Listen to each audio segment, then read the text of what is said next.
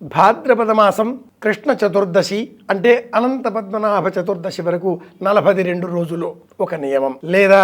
కార్తీక మాసం ఒక నియమం, లేదా ఆశ్వీజ మాసం దసరా నవరాత్రులు ఒక నియమం, లేదా వినాయక చవితి ఒక నియమం. ఇలా ఈ అన్ని నెలలలో కూడా మన వాళ్ళు ఆహారం పైన నిర్ణయం చేసి ఉన్నారు, ఒక పద్ధతిని అంటూ అలవాటు చేసి ఉన్నారు. పూర్వకాలపు భాషలో చాతుర్మాస్య దీక్ష అన్న పేరిట ఆషాఢ శుద్ధ ఏకాదశి మొదలుగా కార్తీక శుద్ధ ఏకాదశి వరకు 4 నెలల కాలం పసుపు తినకూడదు, అలాగే ఉప్పు తినకూడదు, కారం తినకూడదు అంటూ చెబుతూ ప్రధానంగా మళ్ళీ 1 నెల ఆకుకూరలు, 1 నెల పెరుగు, 1 నెల పాలు, 1 నెల పప్పు ధాన్యాలు,